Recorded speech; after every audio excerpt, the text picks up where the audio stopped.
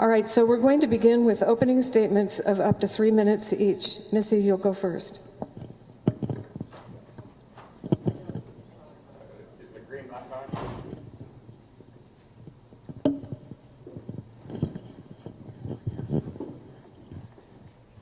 I'm hoping he'll come program my TV thing, too. Excuse me. So I want to talk about what my platform is. My platform is that we do need more jail space. We can't have a revolving door. That was a big issue for us at the city. RPD is very frustrated with that, so we need to work on that. The county has started doing that, but we need more. The 60 beds that they've committed to isn't enough. We don't want any more people like the person that got out of jail 2 days later, slashed that 27-year-old's throat and killed him. He got out of Shasta County jail, not just any jail, our jail. So we do need more jail space. But we also need restorative justice. Restorative justice is dealing with issues like homelessness, and the county controls the money for housing for the most part. The opioid crisis, and I see that Donnell Ewert is here.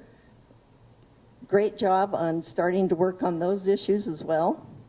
And mental health. Mental health has been kind of taken a back seat through the county. It's starting to get some legs now. Hill Country has the new clinic at the corner of Gold and South Market, and doing gangbusters there. The neighbors were worried, oh my gosh, we're going to have, bad people coming. Well, the neighbors are loving it. They're saying that it's a great facility. Same with the methadone clinic that came to town. So we need to do more kinds of restorative justice. We can't just put everybody in jail. That doesn't work. We've proven that over and over again. So dealing with mental health and the drug issues are pretty important, as well as the homelessness. Secondly, we need to talk about revitalizing downtown. Now, as part of the downtown specific plan and revitalizing down there, I met with Assemblyman Daly, Daniel Knott, Mayor Schrader, who's here somewhere, and we ended up getting the state to get us the grant so that we could get the Dickers building knocked down and get revitalization continued. My third platform is all of us working together, not only the county, but the cities with the county and with private partners. So we need to work on all three of those areas, and that would be my goal. I've been here all my life, and I love this community. So I don't know why you guys aren't wearing cowboy gear. This is rodeo week. So I'm up here for you. Thank you.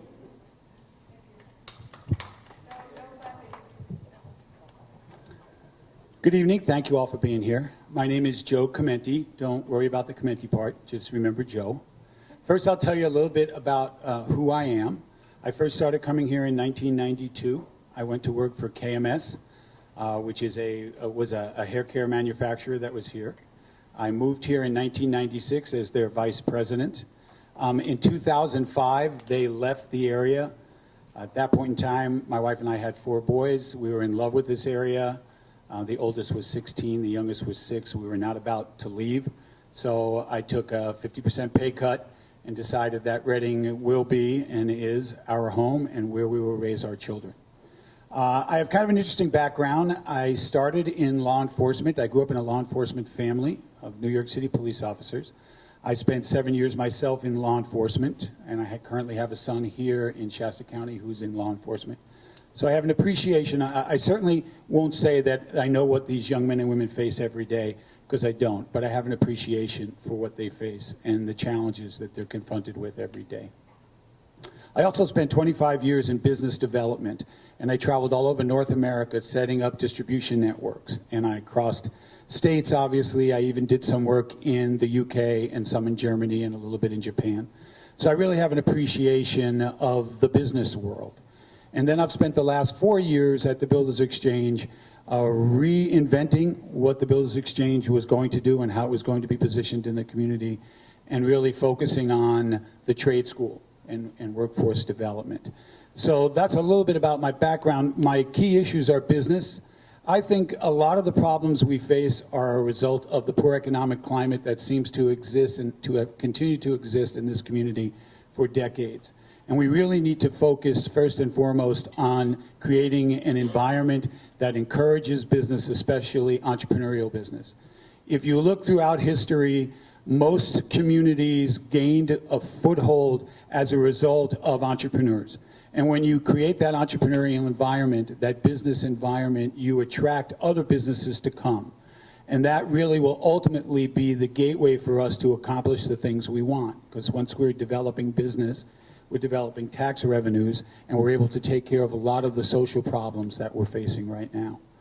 The next thing is building. I do have an appreciation. I am not a builder. I was not brought in because of my building skills, although I did spend time framing when I first got out of college, but I understand the importance of building to the economy. It is an economic indicator nationally, so construction jobs are good paying jobs.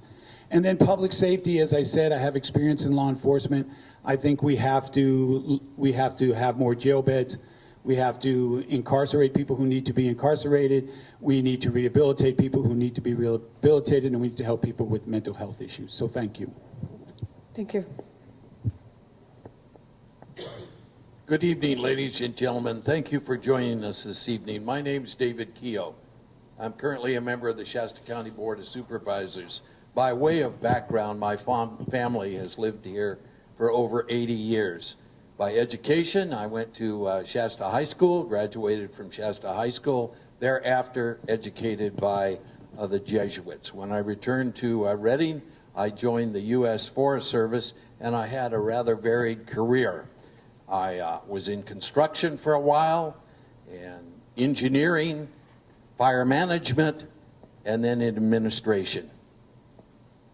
I learned a lot about people in those disciplines.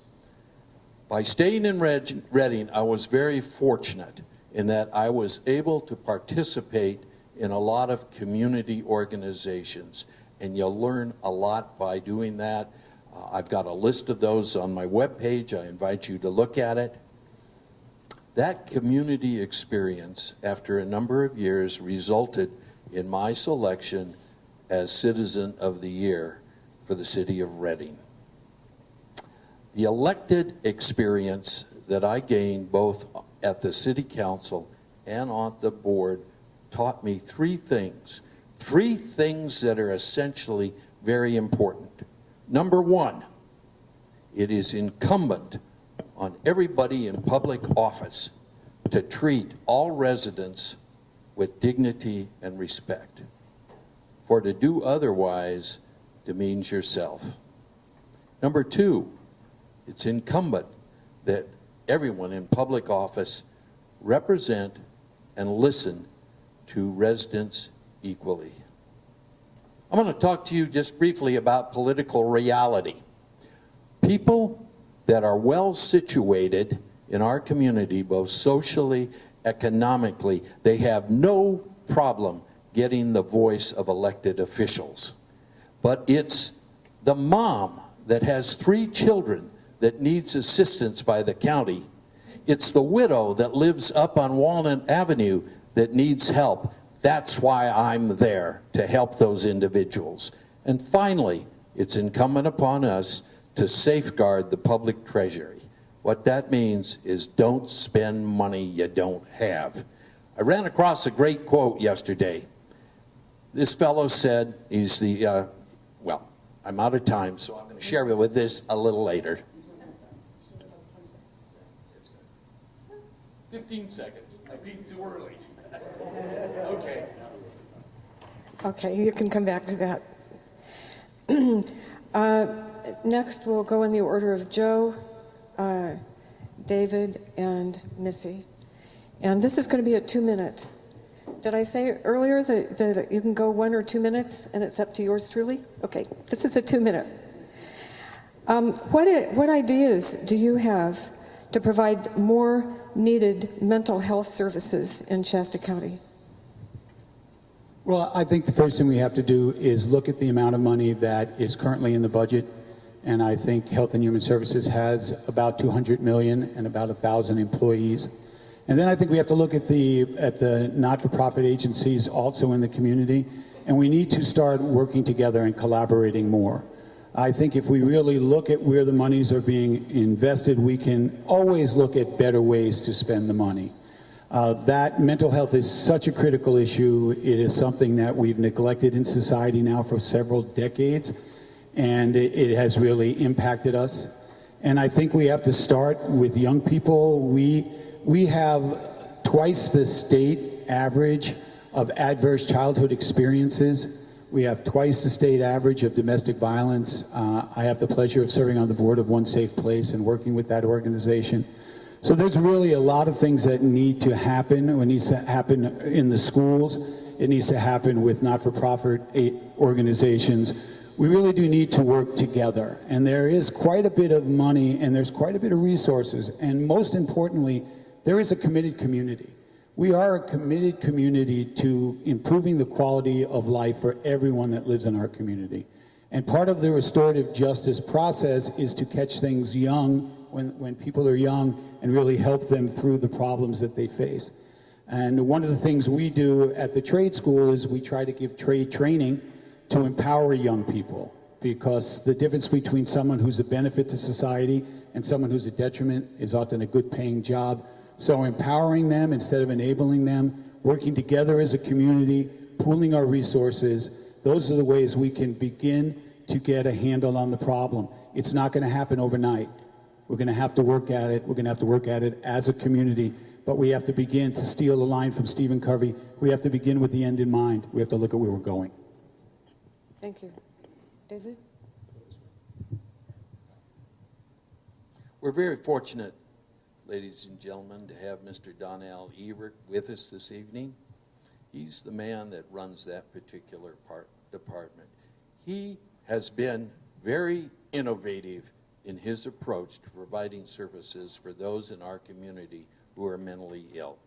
So let me give you a couple of examples. And these are really positive, innovative examples. Number one, we funded the Hill Country Care Center in downtown Reading. And if you could look at the reports, you would see how successful that is as far as providing individuals with the services they need during the day and during the weekend. The second thing we've done, just by way of example, is we have embedded clinicians in our hospitals to deal with folks that come in with mental illness and are having a difficult time. It's a critical move. And the other thing that came up the other evening was a couple of the speakers stressed the need to train our police force. And so we have been doing that. And in yesterday's meeting, there was a presentation on the crisis intervention training that is being provided to the law enforcement agencies in Shasta County. We have been doing this for a number of years, starting with March Hall and NAMI from years ago. In this training session, there were 30 law enforcement officers that received this training. So when they get out on the street and they encounter people who are suffering from mental illness, it gives them an opportunity to help them from a mental health perspective in addition to a law enforcement perspective. Thank you.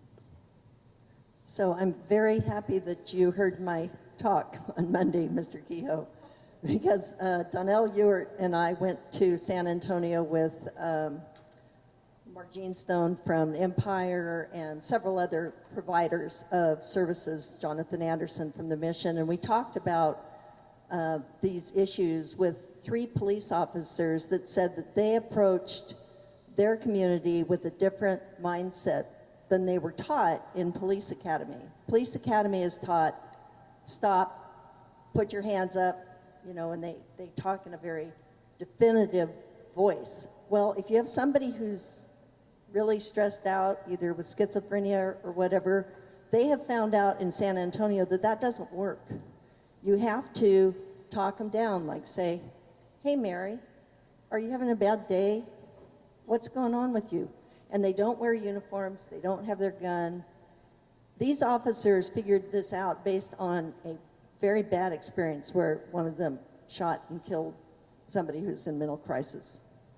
So dealing with the police issue is one way to start the ball going for mental health. Continuing things like Hill Country, continuing programs like at SRMC. We need more of that, and we need more writing of grants. Mayor Schrader has written enough grants for $1 billion worth of schools up in the North State. I'm planning on catching her if I get elected and saying, help me write some mental health grants. So those are the kinds of things we need to do. We need to think outside the box and find ways to solve the issues. Thank you, Missy. All right, the next question, David, you'll go first, and then Missy, and then Joe. Well, I will tell you. Okay, so this one will be 2 minutes. We know that homelessness exists because of many different factors. Please choose one cause of homelessness and tell us what specific actions you would take to address it. I think it's imperative, it's important that we recognize that a lot of people that fall under that category of homeless are homeless by choice, homeless by condition. When we do the point-in-time survey, we try and identify the reasons why people are homeless, whether it's lack of employment, whether it's mental illness, whether it's housing. I want to talk to you this evening about a very successful effort that we have. Namely, we have been finding housing for homeless veterans in our community, providing them with a full array of services. People, we are told, come to Reading in part because of the high level of services that Shasta County provides. Secondly, they come here because of the very amenable weather conditions. And I think that we are a divided community as to what to do about the homeless. There are many in our community that says we ought to throw them out. Others, with a more charitable view, say we've got to do something to help them, and we have been doing that in Shasta County.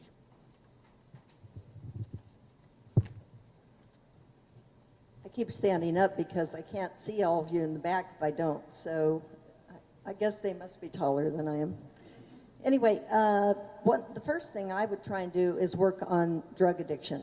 The opioid crisis and meth, all the bad things that are in our community lead to homelessness. So if we can fix some of those issues, we can also help fix some of the homelessness issues. On the other hand, most people say that you don't fix those issues until you have a home.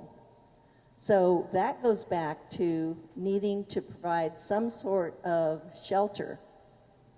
It can be a mini house, it can be, I know Eureka was trying to do some modular type things, anything that would work so that then the people can have caseworkers come in and help them get off of drugs and get into a better lifestyle so that they're contributing to our society instead of being a detriment to our society.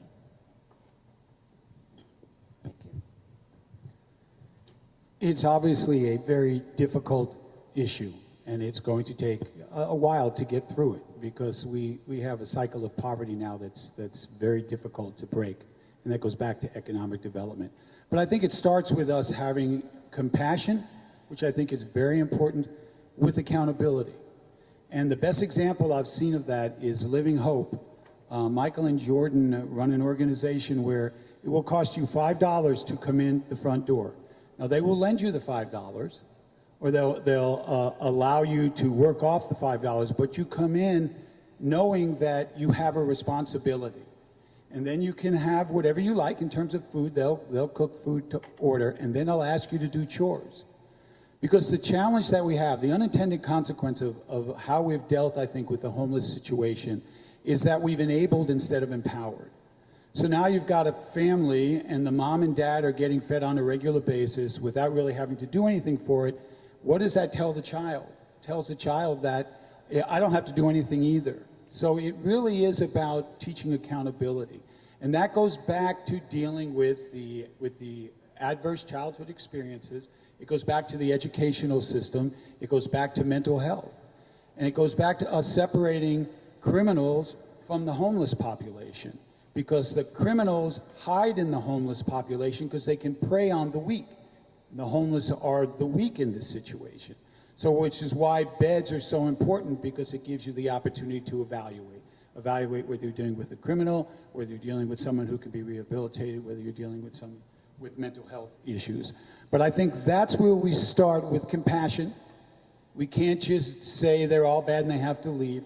We have to be compassionate, but we have to set up a system of accountability, and we have to start teaching skills, which one of the things the trade school does is work with at-risk individuals, just like the Step Up program at the college, to empower them and not enable them. Thank you. Okay, the next question, who's first? Missy? Okay. And this will be 1 minute. Cycling has become quite a popular sport, and we've seen a lot of cyclers come into Shasta County. So the questioner is asking, will you work to maintain roads to attract cyclists? What else might you do to attract people involved in this sport? Well, I love riding a bike. I did a bike tour of Vietnam from Hanoi down to all the places in the south, the rice paddies, the fishing villages. It was incredible. So if you ever get a chance to Vietnam, go, even if you don't ride a bike. So I think that having been the instigator, the starter, the startup person for Friends of the Redding Trails, that tells you that I'm a trail person, an outdoor person. I was out this morning on the trail with the dogs at 6:30 trying to find the loot. I knew where that loot was. Every year I've grown up, I've tried to find that loot. I couldn't find it. As far as what I would do, I would continue to enhance our trails, open spaces, everything I can do. I'm very much behind that whole program, because I think we make a healthier community if we are healthy. Thank you.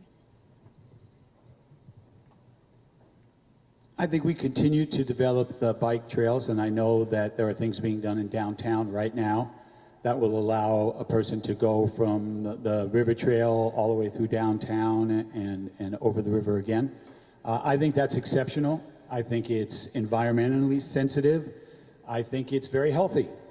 We Americans have a reputation for overeating and under-exercising, and I think it's a real opportunity to get people of all ages to get on bicycles, to enjoy what you can really experience when you're on a bicycle, because you actually have to pay attention, which you don't always do when you're driving. You have to actually pay attention to the environment. You can take some time to really enjoy it. You can get some great exercise. And again, we have world-class trails. So I think we continue to do that. It's a selling feature. And it certainly appeals to the millennials and anyone that's ecologically minded and sensitive about the environment. I think bicycling makes excellent sense. Thank you. Obviously, this is a rhetorical question because we're all supportive of an effective trail system.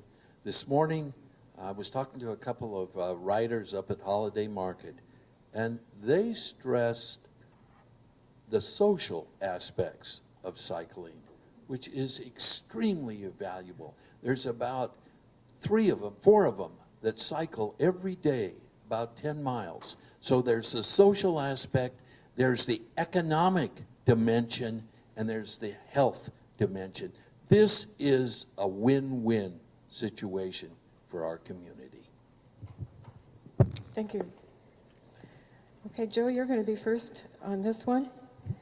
And this is another 2-minute question, up to 2 minutes. You don't have to take the whole 2 if you don't want to. What would you do to promote economic development in Shasta County? What particular steps would you take? Well, there's a lot of things I would do. The first thing I would do is what I'm doing currently, and that's work very close with the Economic Development Corporation and the Chamber of Commerce, and really help develop the business mentality. As I mentioned in my opening statements, entrepreneurialism is critical, and it is something that a lot of young people really are engaged in. My third son is very anxious to be an entrepreneur. He's not quite sure in what, but it's something that really is self-fulfilling and something that he really wants to do. So I think we really need to create that environment, and we're doing a lot of that. The Venture Hub is a real good example of that. Angel investors are a real good example of that. We have such a great community here to encourage people to start businesses. And what we really have to do is become very business friendly from a government standpoint. Government should be facilitators, not terminators. They should be the guides. They should be the people that help a business coming to California, which is a difficult place in which to do business. They should be guiding them through the process. So I think when we continue to develop that mentality of entrepreneurialism, and we buy local, and we support local businesses, and we encourage young people to get engaged in business and realize the economic value that it has. And then when we create an environment in our government that says, we will welcome you, we will work you through the process. It will not be an easy process. Entrepreneurialism takes a certain level of risk anyway, but we will work you through the process and will help you achieve the goals that will ultimately drive our community. And as I mentioned before, it's the entrepreneurial companies that will attract the bigger companies, because once they see a business mindset, they will follow that business mindset because they know that there are young, creative minds that are willing to think outside the box and do what's necessary to drive our economy forward. And economic development is first and foremost in what we need to do.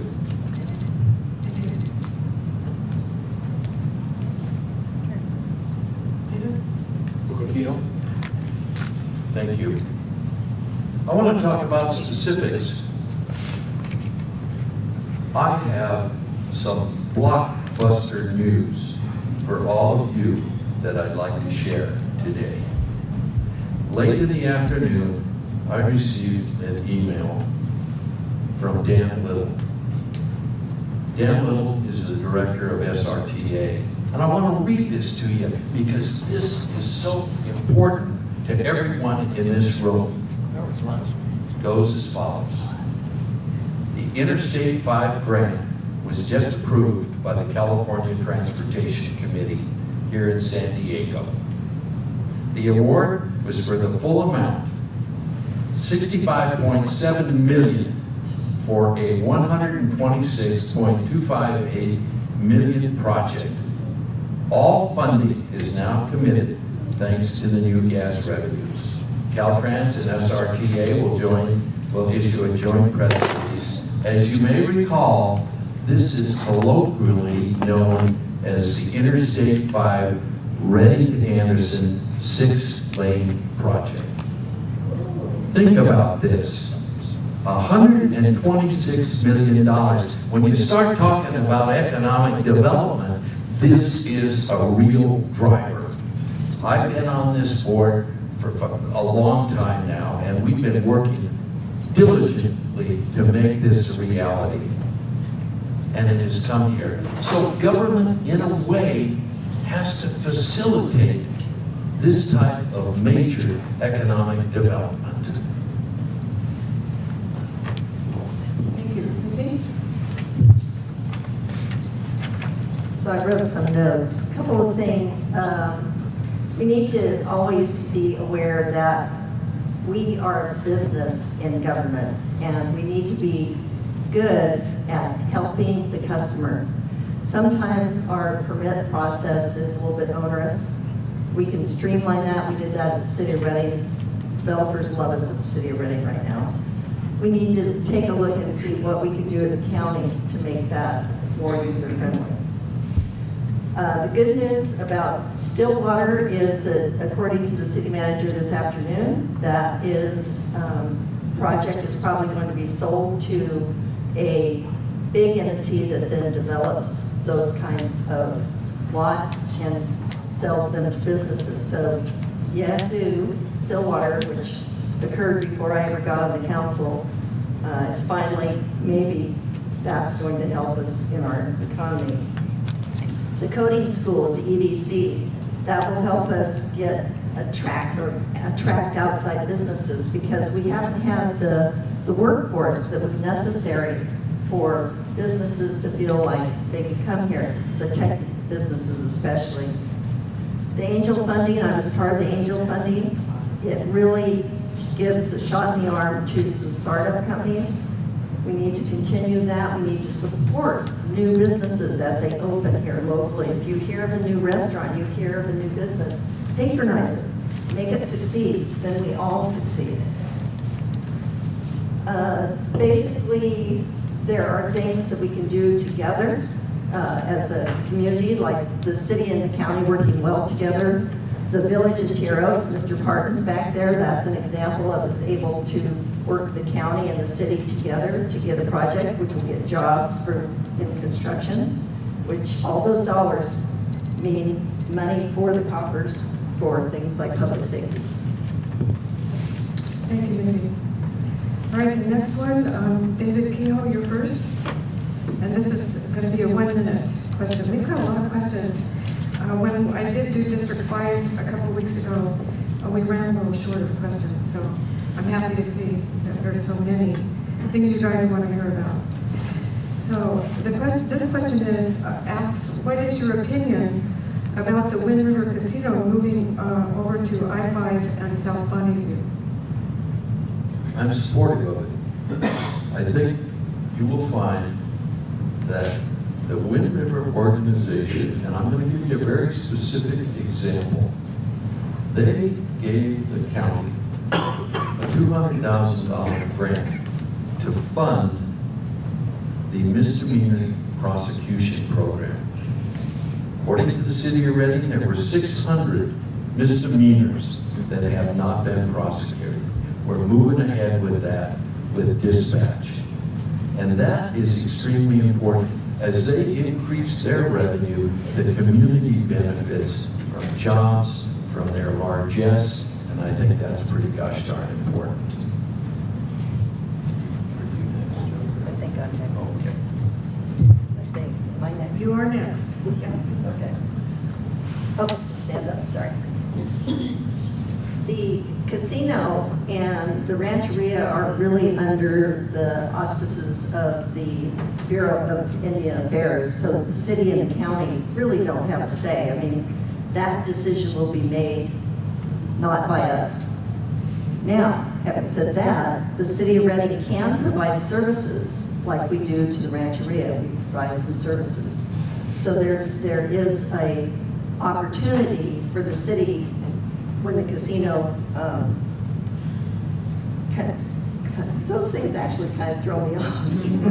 Kind of like, okay, I'll look at it. So when the casino, if that happens, if the Bureau of Indian Affairs say it can go, then it would be in the city's best interest to say, well, if you're going to do that, then you're going to help us build the roadway there, put some money in there, put some money toward public safety if you want the city's services. This project will fall under the purview of the Bureau of Indian Affairs. But I personally am in favor of it. First of all, the rancheria has been a very good supporter of the community and a very good steward of what they bring to the community.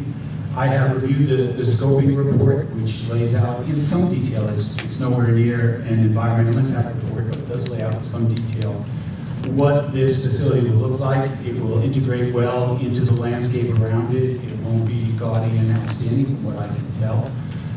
It will create some outstanding construction jobs, which I'm a big fan of, the value they bring to our community.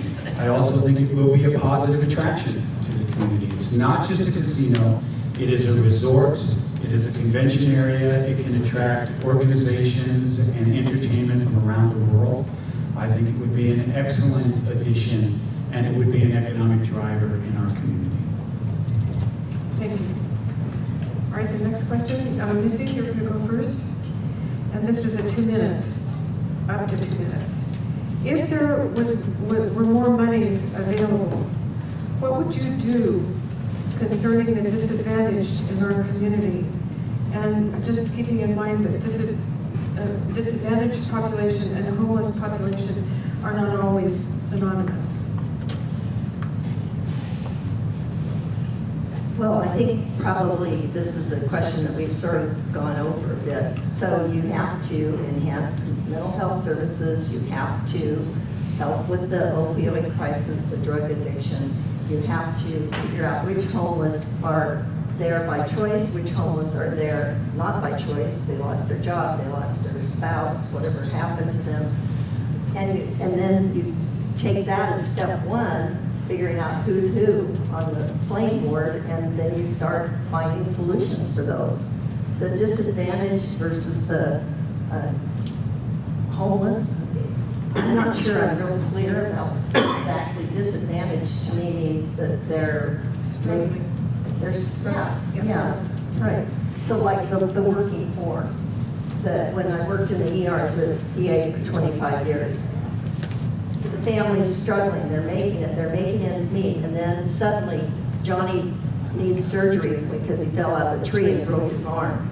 And then all of a sudden they go from being able to make all their bill payments, they're upside down and they go into bankruptcy. To me, that's almost disadvantaged. We have to figure out ways to help those kind of people and make sure that they get everything that they should in the way of treatment, in the way of understanding and finding solutions for those issues.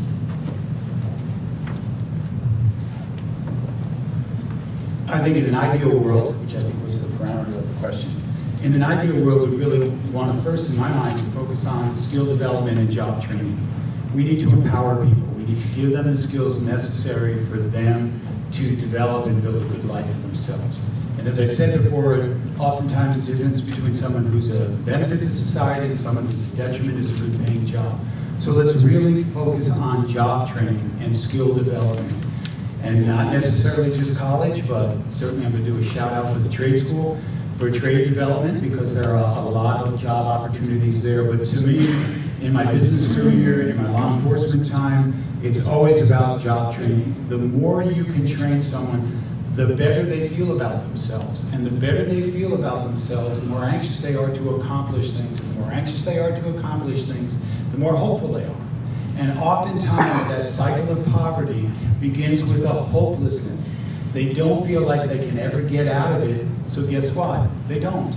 But if we empower them with job training, and then if we've got money, certainly we want to do mental health facilities, and we want to provide mental health services. We live in a very stressful society. The internet has made it more difficult for young people, because now it's cyberbullying that can take place. There are a lot of issues that now come into our homes that didn't come into my home when I was growing up. So we really have to be ever vigilant about how we help especially our young people, become strong mentally, physically, and spiritually. And then again, if we've got enough money, let's go to developers and say, we need you to build some quality, affordable housing. And here's how much money we have for each unit, and let's work with landowners and see if we can get best price on land, knowing that everybody's collaboratively working together. It's not necessarily going to be a big profit maker in a financial sense, but it could be a big profit maker in a social sense, in that it will provide housing to people who so desperately need it. So I think there are a lot of things we can do, and I think this community is very, very capable of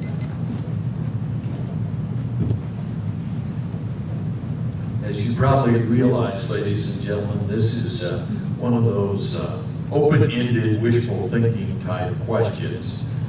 We have no idea where the money is going to come from, at least the additional money. But if we happen to get that money, then we can direct it, I think, in some specific areas. I want you to know that about 2 years ago, we did a survey among the county services, and we identified where we were spending $19 million on these type of services for housing, for mental health, for job development.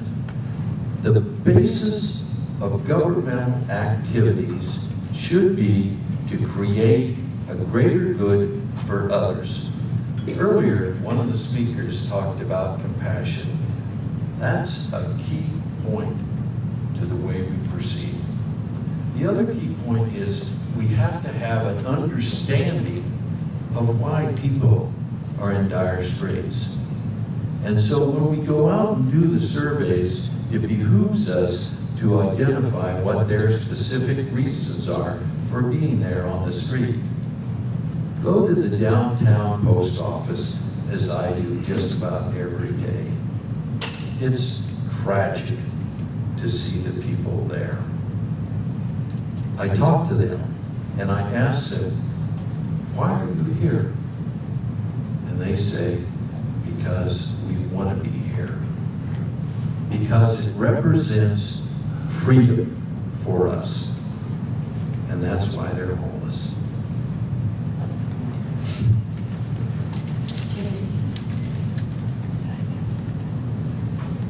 All right, this next question is going to be 2 minutes. There's been talk, and Joe, you're going to go first. Okay. There's been talk for a long time in this area about cooperation, improving cooperation between Shasta County and the City of Redding. What are your ideas about how to make that relationship better for everyone? Well, I think it starts with communication. One of the things I currently do now is I go to just about every Board of Supervisors meeting that I can make, and every City Council meeting. And I think that's important for a supervisor and for a council person to do, to really get an appreciation of what the county's dealing with and what the city's dealing with. And then it's about, again, open communication. Sitting down and talking with people in positions of responsibility, the leadership teams, and saying, here are the prevailing issues that we're facing. Let's work together to see how we can leverage our resources and achieve the things we want. Because I think that is the primary purpose of government, is to provide for the people things they cannot or should not have to achieve on their own. Kind of paraphrasing Abraham Lincoln there. But I think that's really what we do. It's, as I often say, this is really not rocket science. It's social science. It's a matter of being good communicators and being willing to put your ego aside, to take the walls of the silos down, to risk what you have, to gain even more by engaging in an open and honest conversation with your counterparts in government, as well as people in the private sector, as well as people in the not-for-profit sector. It really begins with effective communication, understanding one basic premise. We all want the same end result. We want a better quality of life, not only for ourselves, but for our children. We are blessed to live in a fantastic area. Geographically, it's one of the most beautiful. I don't care how hot it gets. I lived in Minneapolis, where it's really, really cold, and I'll take hot every time. But it is really a matter of us taking down the silo walls, putting our egos aside, and saying, what do we do? What is our purpose? Our purpose is to improve the quality of life, and that becomes the standard against which we act. Thank you. David Gill?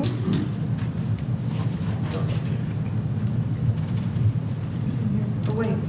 Yeah. Am I right? Yeah, you're right. Okay. Go. Yes. You're going. Thanks. Ladies and gentlemen, I'm very fortunate in that I occupy a unique position relative to this question. It's my good fortune to serve on the Redding City Council, and now it's my good fortune to serve on the Board of Supervisors. There are some that would give the impression that there is not a strong working relationship between those two entities. But I think one of the things you have to acknowledge is the activities of the City of Redding, like any other city, is substantially different from the county. At the county level, we're concerned, we're focused on improving the quality of life on a lot of different levels. And we spend a lot of money doing that. I do have a suggestion, and I've mentioned it at several of our meetings. When I first got on the city council, the Reading Chamber put together a working group of elected officials where we could come together on a monthly basis and talk about areas of mutual concern where we could help each other. I think there's value in reinstituting that type of relationship, and I hold an interest in providing the leadership to make that a reality. Communication, cooperation, understanding the other person's point of view is a critical element of successful government. Thank you. I think we're saying basically the same thing. My homemade adage is, you need teamwork to make the dream work. That means we have to work together. And I think that my experience of dealing with the state, from the Department of Water Resources, when I was the liaison for 6 years at the city, and my experience in going to the office of the courts down in San Francisco to try and say, please, let us have this courthouse up here. I've done a lot of interacting, meeting with the grant writers for the Dickers building. They were state officials. Those are the kinds of things. We have to keep reaching out. We have to keep communicating. And I think we're all saying that you have to figure out ways to get the job done. And that sometimes means giving up some, taking some.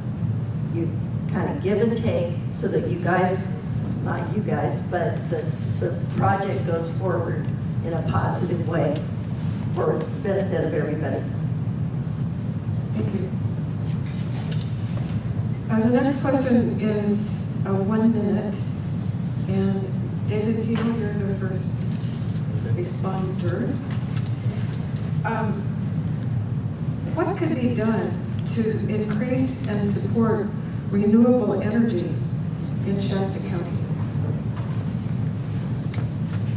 I think the simple answer to that is we've got to be willing to dedicate time and energy in making that a reality.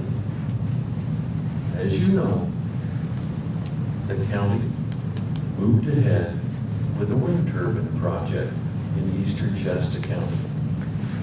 There is another wind turbine project on the horizon.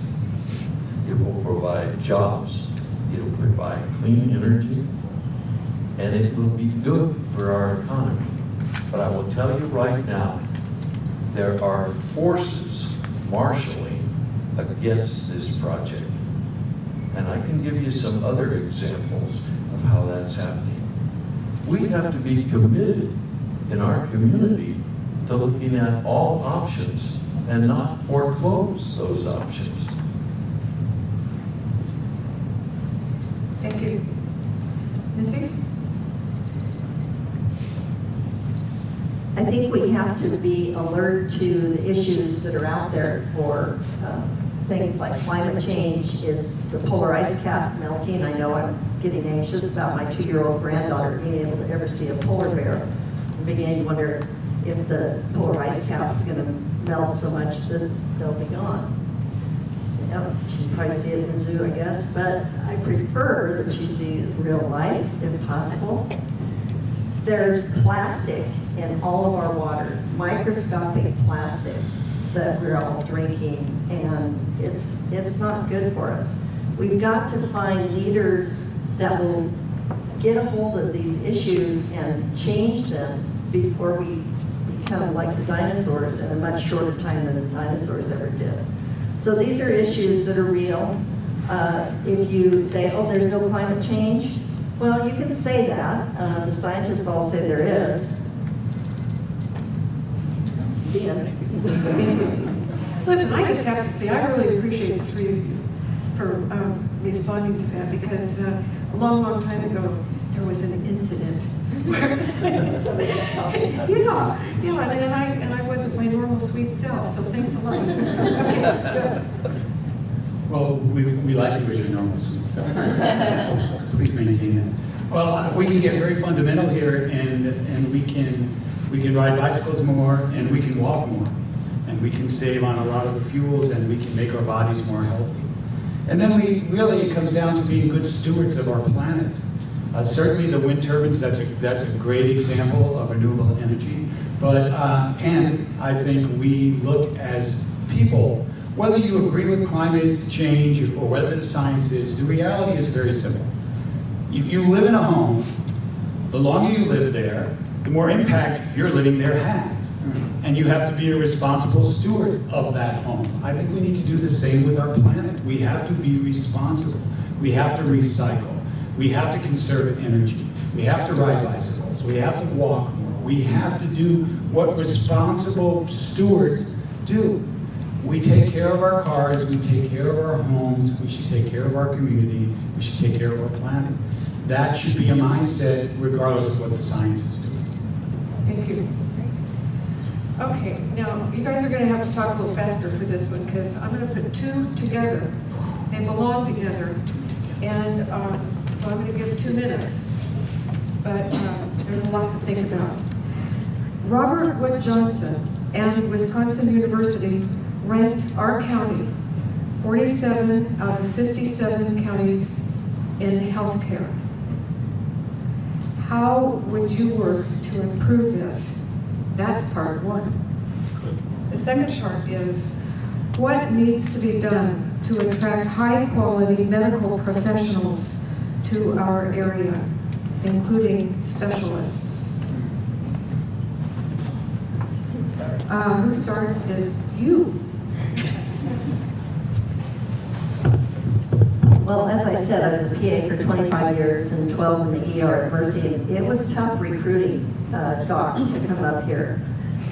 It's not exactly the cultural mecca that some of them are used to. So it was sort of, how do we get these people to come to our community? Those physicians that did like to come here, they like bicycling, riding, running out on the trails, having a nice library, the amenities. So that attracted them to our community. Dr. Sandberg's back there. She could probably address this even better than I. So you might want to check with her when we're done here. What was the first part of the question?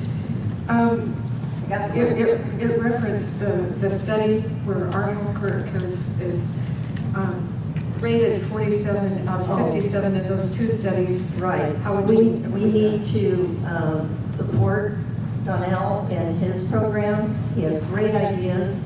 Anything that we can do to make them more successful. The ACEs program, or issue that Mr. Clementi mentioned, adverse childhood experiences, domestic violence. There are a whole bunch of issues out there that make us not so good. On the other hand, one of the great things we did is we were the first county in the United States to say no smoking in public places. So we can be leaders, and we just have to figure out how to do that and make it happen.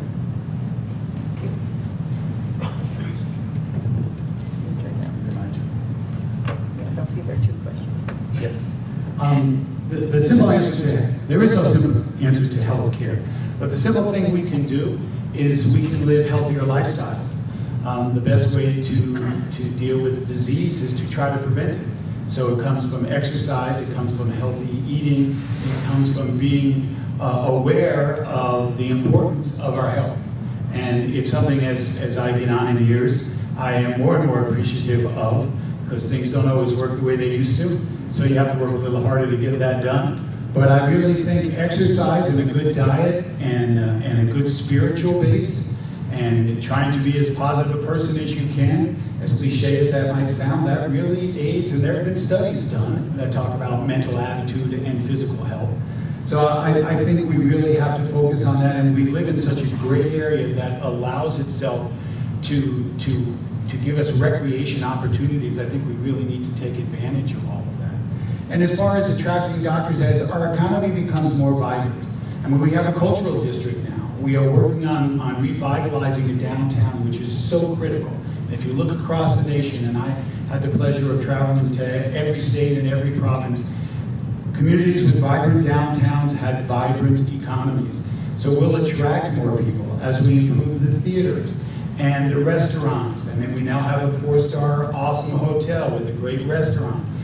We have a phenomenal bridge that is known around the world, because I have been in other parts of the country and other parts of the world and heard about it. So I think we are getting there. It starts with our mind shift of saying that we are going to move in the direction that we feel is most beneficial. We're going to develop a healthy lifestyle. We're going to encourage that in our children. We're going to get them active. We're going to get them off the video games and out on the soccer field. We're going to do those kinds of things and think in terms of how do we build healthy lives, and that builds a healthy community. Thank you. I think there's two important aspects to that question. It is true that many experienced sole practitioners in Shasta County are retiring. It is true that it's very difficult to attract specialists to Shasta County in certain areas like child psychiatry. So what can we do to attract these people? Obviously, our quality of life is an attraction, but maybe there's some economic things that we can do as a community to provide an attraction for qualified physicians to come to our area. For example, what would happen if we were able, through government and private collaboration, to provide a subsidy for physicians just coming out of medical school to come and buy a house here? Would that overcome some of the resistance? The second aspect is people have a propensity to look to government to solve over their problems as far as personal health is concerned. I, like you, can engage in a lot of activities that make our lives more fruitful. Let's not always look to government to solve these problems. Let's be the masters and mistresses of our own fate. Thank you. Okay, the next one is going to be a 2-minute, and Joe, you go first. If Shasta County secures grants for jail expansion, what proposals do you have to find the revenues needed to cover the operational costs? I think this is where the community really has to work in partnership, and I'll use the adult rehabilitation center. Assuming we had built it, I would have looked to community partners to assist with the mental health services that we would need. I would look to organizations like mine at Trade School to assist in training people, and then I would look to grant funds that we could use to supplement that. And then I would ask the community, if we have this facility and it's built, and it's so necessary, and it is so necessary, then that's an opportunity to ask the community, even if it's a tax, and I would only encourage a specific tax, but even if it's a tax measure, to say, we've got the facility, and we need to have these jail beds. We need these rehabilitative services. This is an important part of restorative justice. We need to be able to do this, and we need, as a community, to come together and assist. I think this community would step up, and the reason for that is, back in November, in 14 hours, this community raised $1,016,000 for local charities.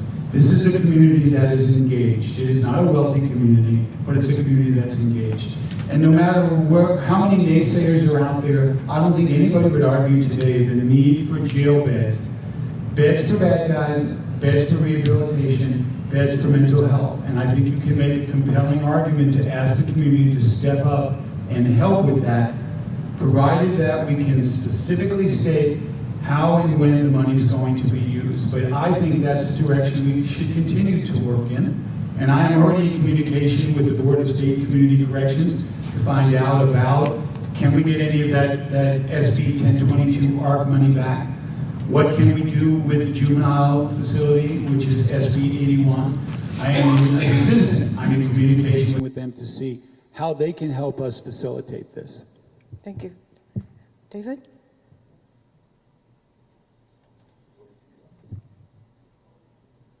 This is an opportunity for us to talk about reality rather than wishful thinking. There are those that say the community would support such an activity.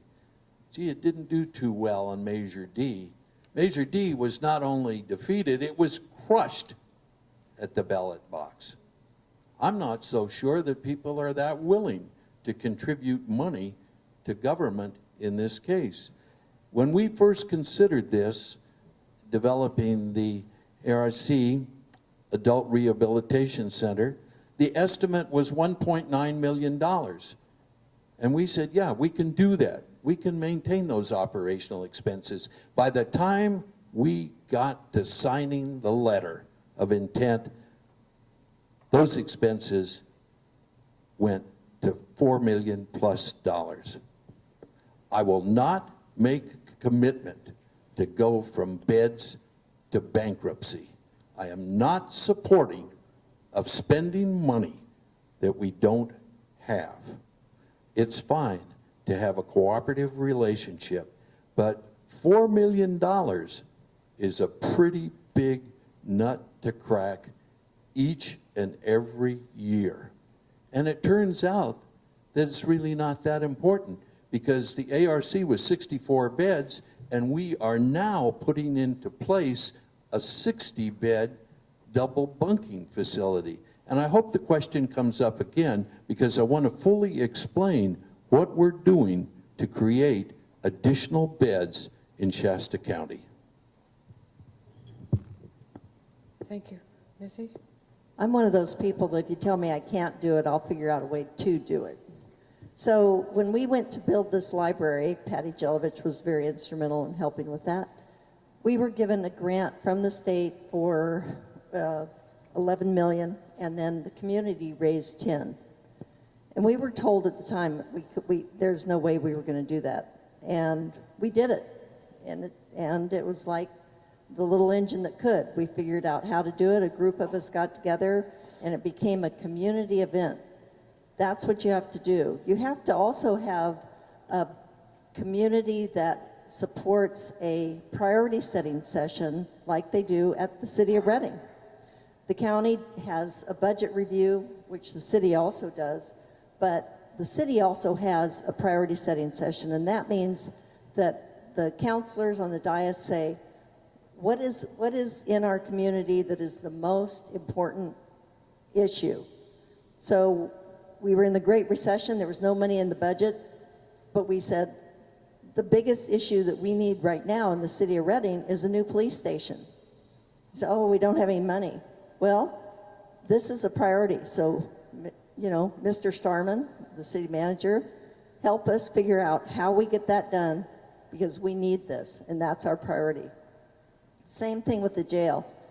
We have to say to the CAO, well, first of all, you have to establish a priority setting session with the supervisors. So that's number one. And then you say, okay, if this is our main object that we want done, how do we do it?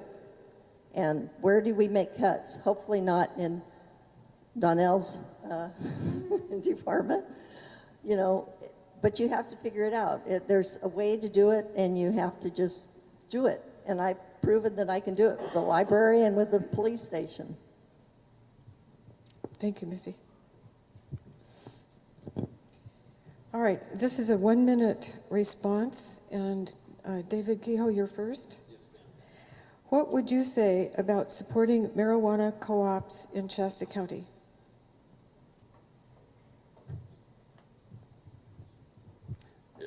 Is the question referring to the unincorporated area of Shasta County, that which I have an influence in, or is it the city of Reading? It would be where you have the influence, the county. I'm not supportive of that. Okay. And I'm going to tell you why. Every day or every week during the harvest season, I get calls from folks that are concerned about their quality of life.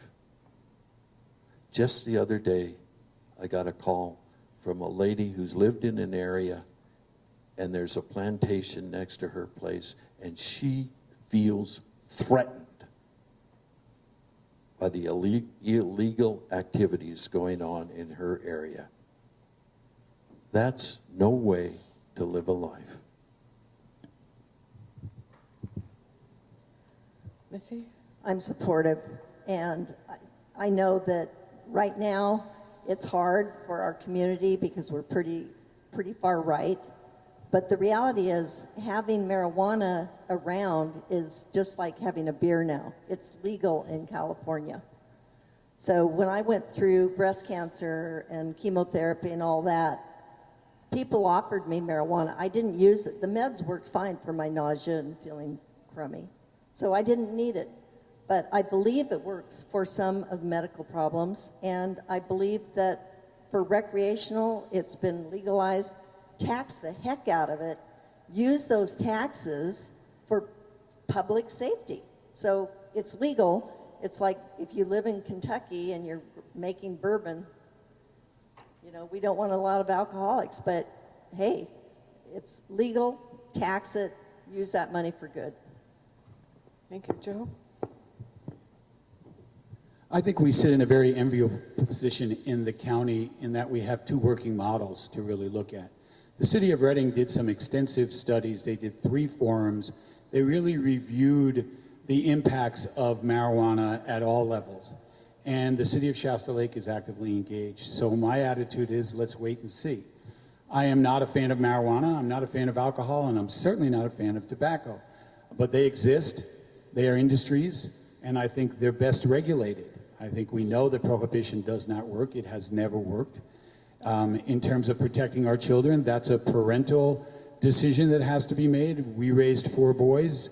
I like to think they always made good decisions.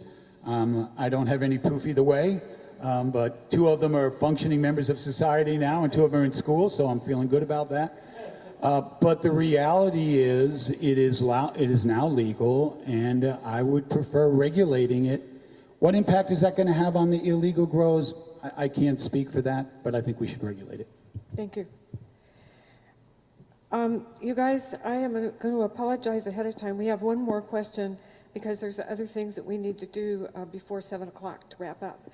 But I want to apologize to people whose questions were written down and thought about, and we don't have time for all of them. But I want to remind you that these 3 individuals will be here afterwards, and so please feel free to go up and talk to them afterwards. Okay, so here's our last question, and we're going to start with you, Missy, I think, right? Yes. Okay, I think I've got my system down here. What are your ideas about improving the air quality in Shasta County? How many minutes? 1. Well, I was on the Shasta County Air Pollution Board for 2 years, David? I can't remember. And we talked about things like the pollution from traffic, from particulates in the air. It's obviously we need air to breathe, so we need to figure out how to keep our air clean, just like we need to keep our water clean. And what exactly was the question? How am I going to keep the air clean? No. Something about air pollution. Yes. All right. Air quality. So, what are your ideas to improve air quality in Shasta County? well, I mean, some of the things we've already done, like take out the smokestacks that were used in the timber industry to burn sawdust. Those regulating fireplace use, that always works. The smog control device on your car. The end again. Oh, that's a question that gets obviously impacted by our geography because of the way our valley is positioned. A lot of pollution blows up from areas that are not ours. But then I'll go back to the basics. You know, we drive less, ride bicycles more, walk more. I think we're very good stewards of manufacturing. We've done that with facilities that have come here, like NOF, and really managed that process well. So I think there's some pretty stringent rules for manufacturers.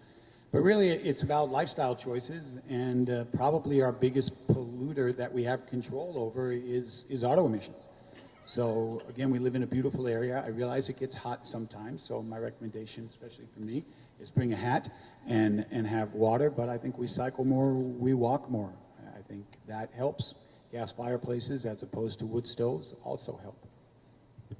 Thank you.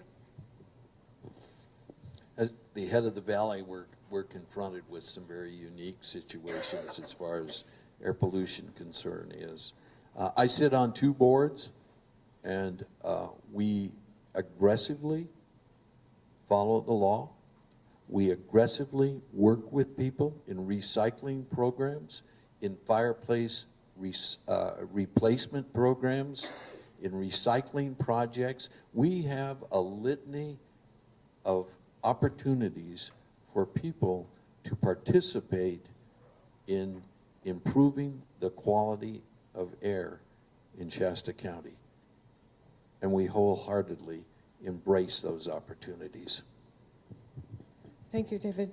You guys, before the closing statement, I have something I want to say that I feel very strongly about this, and that is that I want to thank the 3 candidates who are here tonight, because we're very, very, very lucky in Shasta County. Not every county has multiple candidates running for an office. It's really a sad statement, I think, when you've got one person running for an office. And I just think that we're very, very lucky that we have 3 people for District 1 who are willing to do what has to be done. This isn't easy. It costs money, it costs time. If they're lucky enough to get elected, it's, you know, a lot of people don't like them, don't like anything they've done. Other people think they're fabulous. And, you know, it's like the complaint department for Shasta County. So anyway, I just think that it's really, really wonderful that we have three very good candidates running for the Board of Supervisors in District 1. And would you please join me in thanking them?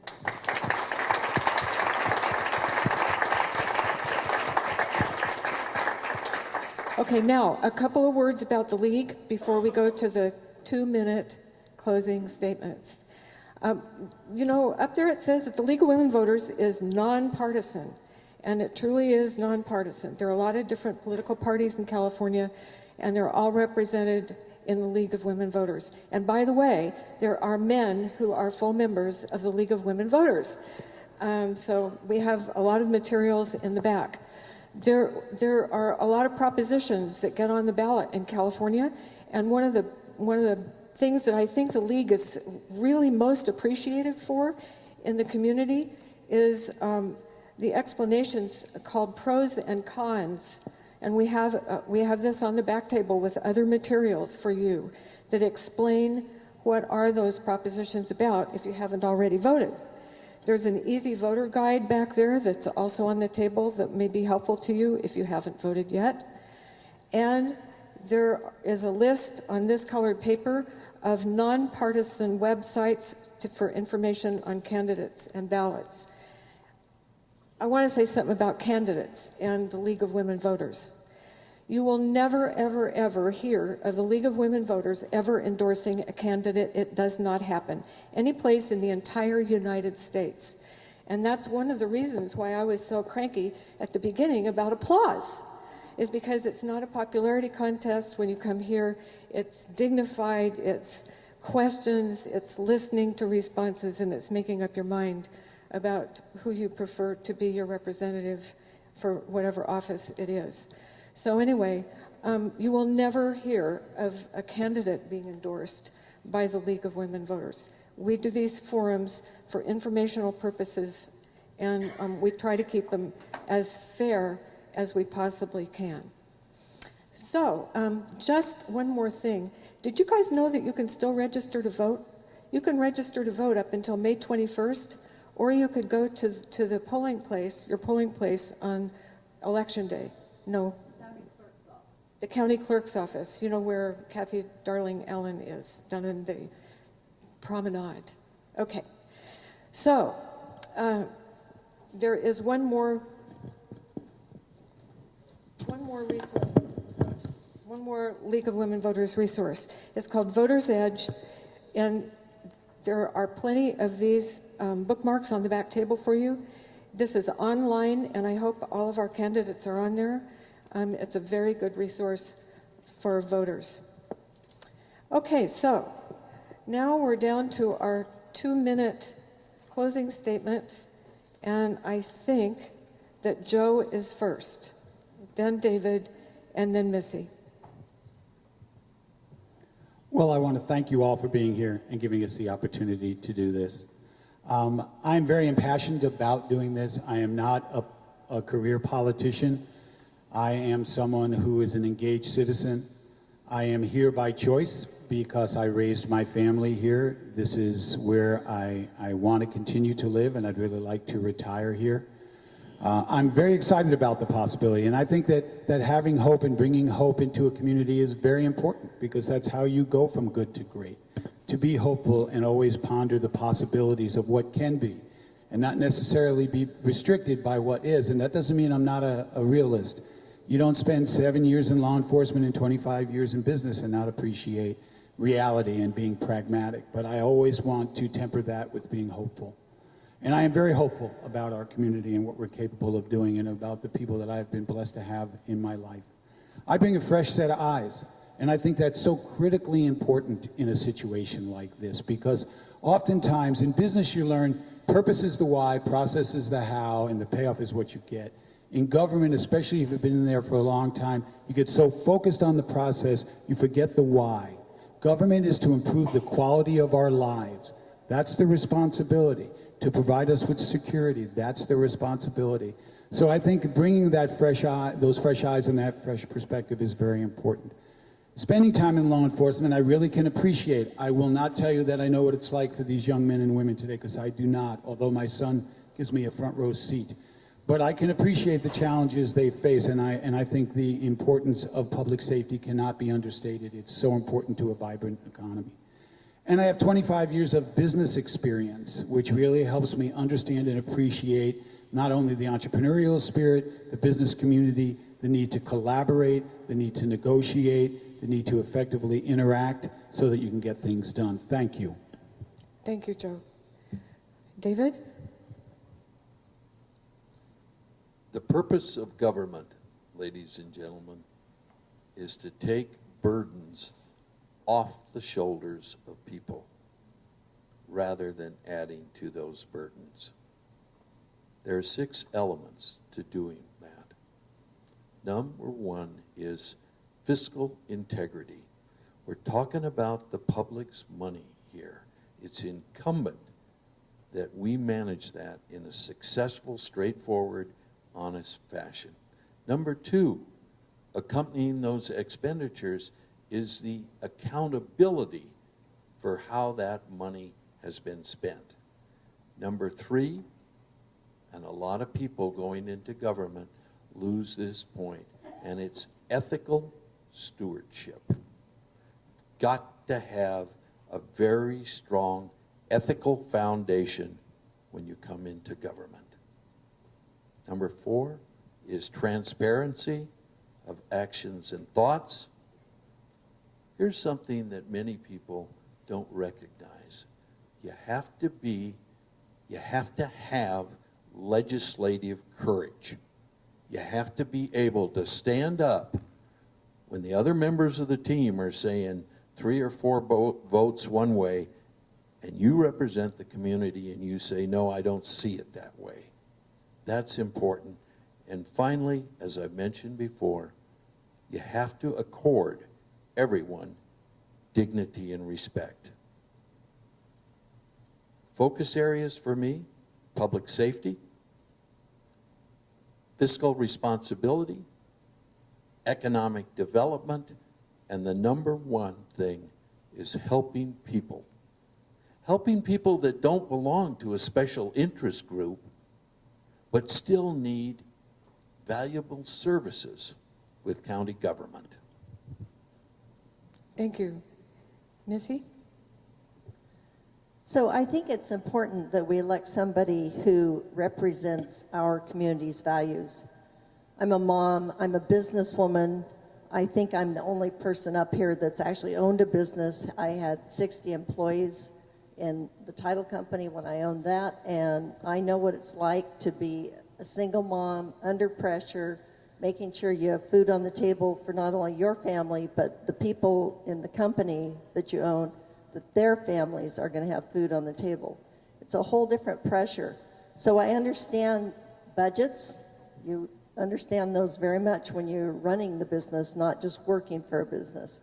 And the budgets that I learned from my experience at the city council level. So all of that goes into play in making a good leader.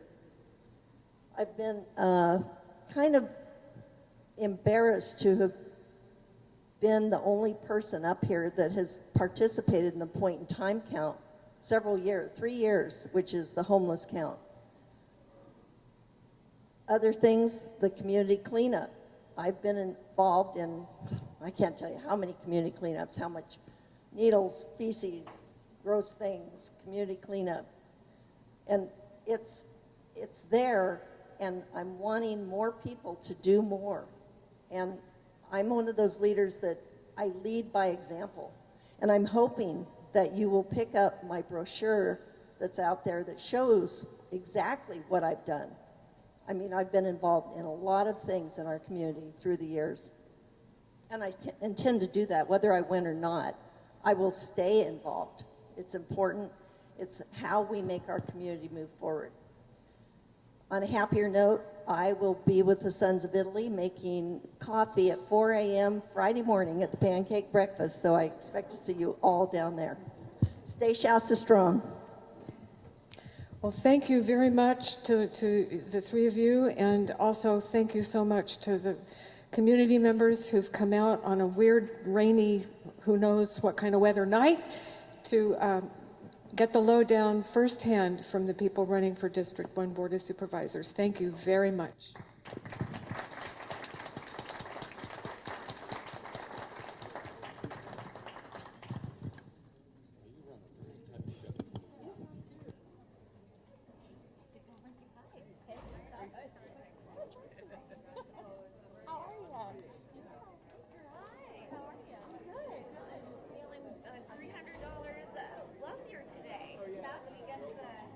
I might have married.